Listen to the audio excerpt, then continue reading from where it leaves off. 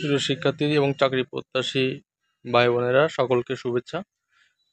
এই মুহূর্তে big breaking news, big update, চাকরির পরীক্ষা সংক্রান্ত বড় ধরনের একটি বিজ্ঞপ্তি। দেখেন আপনারা, সমবায় অধিদপ্তরে যে পরীক্ষা দিয়েছিলেন 1 বছর আগে, এখান থেকে 2023 সালের জুন মাসের দিকে, সেই পরীক্ষাটি কিন্তু বাতিল করা হয়েছে। পরীক্ষাটির রেজাল্টও প্রকাশিত হয়েছিল প্রিলি পরীক্ষার।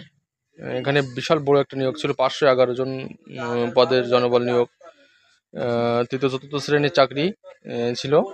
তো স্থানীয় সরকার ও পল্লী উন্নয়ন সমবায় মন্ত্রণালয়ের পল্লী উন্নয়ন সমবায় বিভাগ, এটা আপনাদের rdcd.gov.bd।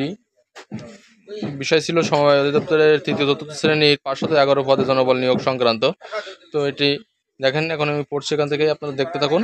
উপযুক্ত বিষয়ে পরিপ্রেক্ষিতে জানানো যাচ্ছে যে বিগত 9/7/2023 অর্থাৎ জুলাই মাস 2023 সালে যুগান্তর দৈনিক যুগান্তর সংবাদপত্রের ও সমবায় অধিদপ্তরে 511টি পদের নিয়োগ, 17 কোটি টাকা বাণিজ্য, মরিয়া সিন্ডিকেট শীর্ষক শিরোনাম প্রকাশিত সংবাদে সমবায় অধিদপ্তরে কর্মচারী নিয়োগ অনিয়মের বিষয়ে গঠিত তদন্ত কমিটি কর্তৃক দাখিলকৃত প্রতিবেদনের বিষয়ে সমবায় অধিদপ্তর কর্তৃক দাখিলকৃত ব্যাখ্যা মতামতে তাদেরকে গৃহীত নিয়োগ পরীক্ষার কতিপয় ত্রুটি বিচ্যুতি পরিলক্ষিত হয়।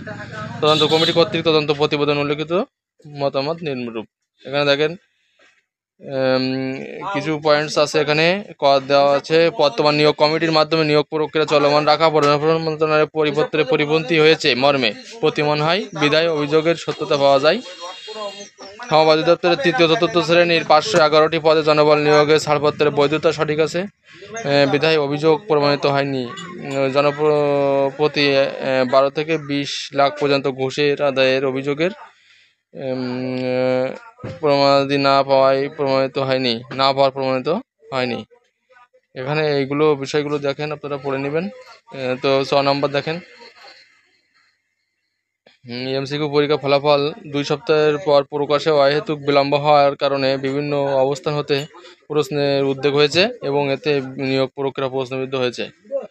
বিলম্ব ফল প্রকাশ সমীচীন হয়নি মর্মে প্রতীয়মান হয়। এমতো অবস্থায় 9/7/23 তারিখে দৈনিক যুগান্তর সংবাদপত্র প্রকাশিত সংবাদ তদন্ত কমিটি মতামত বিবেচনা রেখে নিয়োগ কার্যক্রমে স্বচ্ছতা, জবাবদিহিতা ও গ্রহণযোগ্যতা নিশ্চিত করার লক্ষ্যে তৃতীয়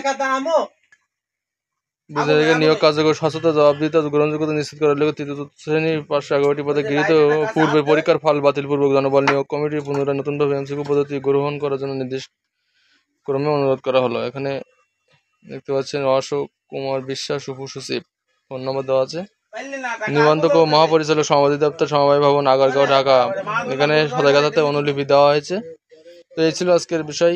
সমবায় অধিদপ্তরের এই পরীক্ষাটি আবার নতুন করে নেওয়া হবে, এমসিকিউ পরীক্ষা আকারে নেওয়া হবে, সে বিষয়ে বলা হয়েছে।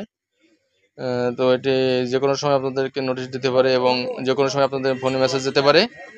আশা করি যারা পরীক্ষা উত্তীর্ণ হয়েছিলেন তারা হতাশ হবেন না, তারা আবারও পরীক্ষা দিয়ে সুন্দরভাবে এখানে উত্তীর্ণ হবেন, এই আশা করি।